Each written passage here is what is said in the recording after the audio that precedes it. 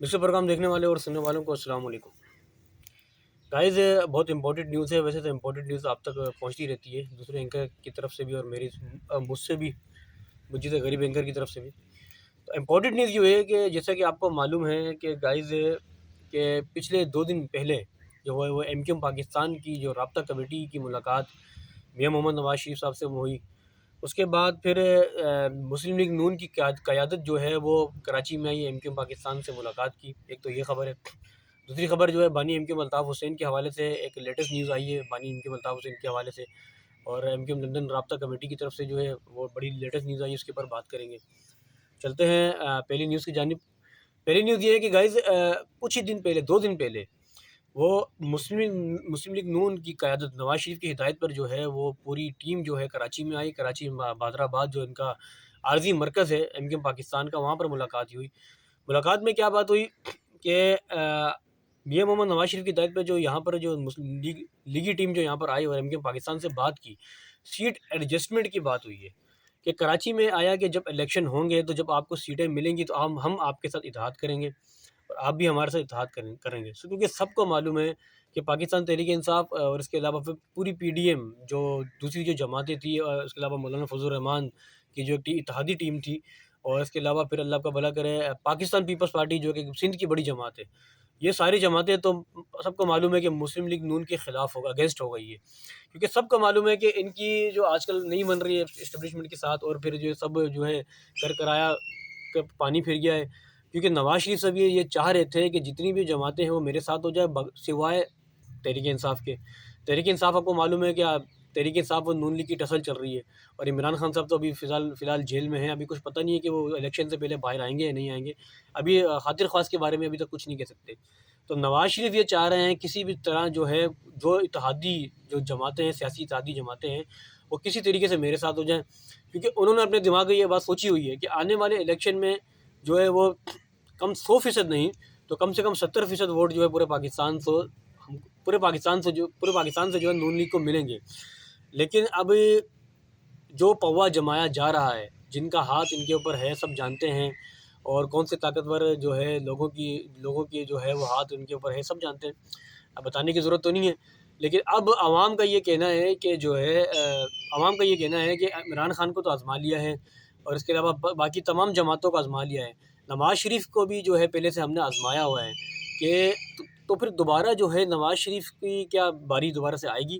اس پہ جو ہے نواز شریف صاحب جو ہے وہ بہت زیادہ زور لگا رہے ہیں. سب کو معلوم ہے کہ آتے ہی سب سے پہلے جلسہ انہوں نے لاہور میں کر دیا ہے، جو کہ بہت بڑا جلسہ ہوا ہے، کوئی چھوٹا جلسہ نہیں ہوا.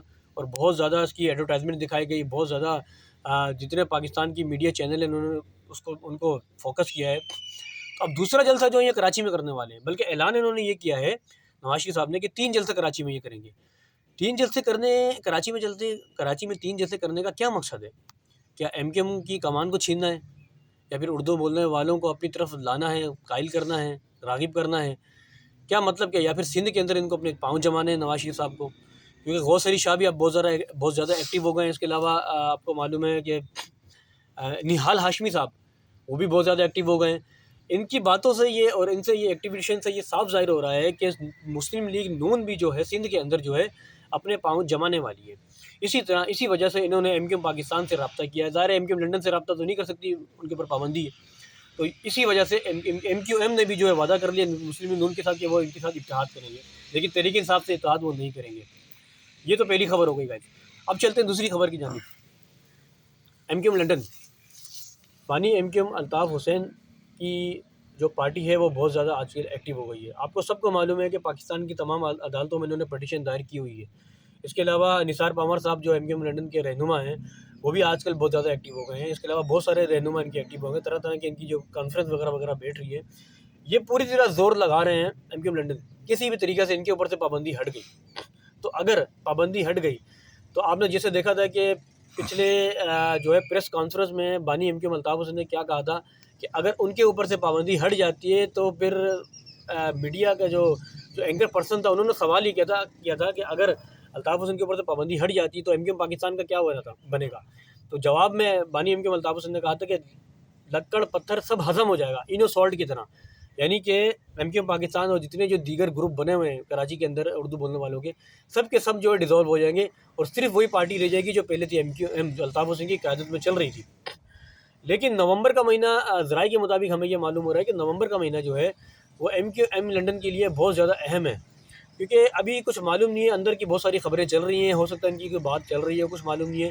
سب کو معلوم ہے کہ بانی M Q M Altaf Hussain نے پاکستان کے تمام اداروں سے معافی مانگی ہے۔ اس بات کے بارے میں سب کو معلوم ہے کہ بانی M Q M Altaf Hussain نے ہمارے army chief general Asim Munir سے بھی ریکویسٹ کی ہے، معافی مانگی ہے، پوری قوم سے معافی مانگی ہے، اس کے علاوہ پھر پٹیشن دائر کی ہوئی ہے، لیکن ابھی تک ان کو جو ہے معافی نہیں ملی ہے۔ معافی تب ملے گی جب ہماری ریاست چاہے گی، ہمارے طاقتور ادارے، باعزت ادارے، جو ہمارے سب سے زیادہ جو ہمارا مضبوط ادارہ ہے، جو سب سے زیادہ عزت دار ادارہ ہے، جس کی وجہ سے پاکستان ٹانگوں پہ کھڑا ہوا ہے، جس کی وجہ سے ہم حفاظت سے بیٹھے ہیں، وہ ہماری پاکستان آرمی ہے۔ اس میں کوئی شک نہیں ہے، ہم پاکستان آرمی کو پہلے بھی زندہ باد کہتے تھے، اب بھی زندہ باد کہیں گے، اور اس ملک کو بھی زندہ باد کہیں گے۔